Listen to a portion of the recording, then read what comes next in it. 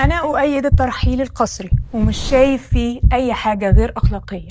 How many civilians have been killed in Gaza, from what you know? Who gives a shit? Okay, but don't you feel like, for example, children? Children grow up to be Arabs. الكبار هيموتوا والصغيرين هينسوا. الكلام ده جملتين بيتنسبوا لديفيد بن جوريون، مؤسس إسرائيل وأول رئيس وزراء ليها، وفكر كل إسرائيلي من المستوطنين. أنا سلوى سالم بكلمك من الفريزر عندي هنا، قصدي كندا. هات كوباية الشاي بتاعتك وتعالى نتكلم سوا. بص بقى، حلقة الصندوق الأسود الأسبوع ده مختلفة شوية. المرة دي مش بنفتح ملف قديم واتقفل وبقى تاريخ، لأ. الحلقة دي عن فلسطين، ملف مفتوح لحد اللحظة اللي انت بتسمعني فيها دلوقتي. خليك معايا للآخر عشان في تفاصيل مهمة جدا لازم أي حد مهتم بالقضية يبقى فاهمها كويس. النهاردة هنتكلم عن 3 حاجات أختارهم النقطة التانية. النقطة الأولانية يعني إيه النكبة، 2 إيه الأفكار اللي كانت حجر الأساس في قيام إسرائيل، و3 أهم سؤال اللي دايما بيتقال، هل الفلسطينيين باعوا أرضهم؟ بس قبل ما نبدأ، الحلقة دي مش محتوى، الحلقة دي تذكرة إن في ناس لحد النهاردة بتتضرب وبتموت وبتستنى حد يفتكرها. اللهم احفظ أهلنا في فلسطين وارزقهم الصبر والأمان، وخلينا دايما فاكرينهم. نبدأ بالنكبة. بص، لازم تبقى فاهم إن النكبة مش مجرد ذكرى ولا حدث تاريخي بنحكيه وخلاص، هي لحظة اتشال فيها شعب كامل من أرضه، لحظة اتكسرت فيها حياة مئات الآلاف من الفلسطينيين، والكسر ده لسه مستمر لحد النهاردة. في 14 مايو 1948 أعلن قيام إسرائيل، وتاني يوم دخلت جيوش عربية الحرب مع إسرائيل. أنا مش هدخل في تفاصيل الحرب هنا، بس بالنسبة للفلسطينيين الموضوع ما كانش مجرد حرب، ده كان تهجير جماعي، ترويع، وسقوط قرى ومدن كاملة. الأمم المتحدة ووكالة الأونروا بيقولوا إن أكتر من 700 ألف فلسطيني اتشردوا من بيوتهم وبقوا لاجئين. في وسط الرعب ده كله قرى كاملة اختفت من على الخريطة. والتهجير ما بدأش بعد إعلان الدولة، لأ، ده بدأ قبلها مع الخوف والاشتباكات وأحداث زي دير ياسين، القرية اللي اتهاجمت يوم 9 إبريل 1948 واللي بقت من أكتر الأحداث رعباً في الذاكرة الفلسطينية. نشرت الذعر وسرعت الهروب والتهجير. الرسالة كانت واضحة، امشوا قبل ما الدور يجي عليكم. يعني النكبة ما كانتش نزوح وخلاص، دي كانت بداية واحدة من أطول قضايا اللاجئين في العصر الحديث. طيب المجتمع الدولي اللي أنا وإنت عارفين إنه ملوش لازمة عمل إيه؟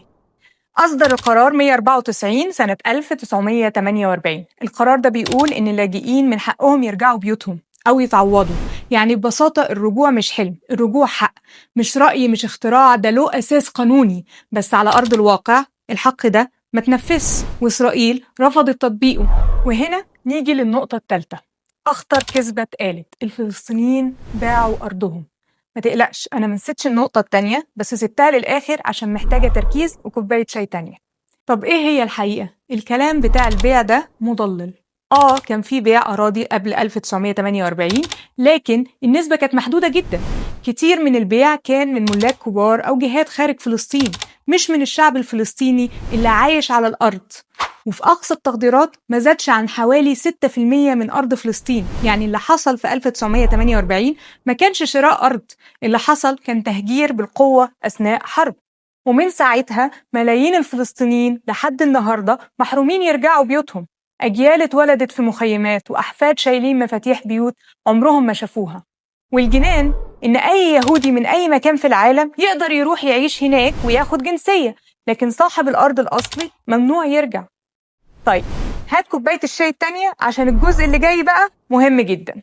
خليني أقول لك حاجة، الدول مش بتقوم صدفة، في أفكار بتبنيها. ملخص الأفكار بقى اللي ارتبطت بسياسات بن جوريون لبناء إسرائيل كانت الترحيل، الردع، نسيان الأجيال، بناء دولة حديثة، صهر المهاجرين، وتثبيت القدس كعاصمة.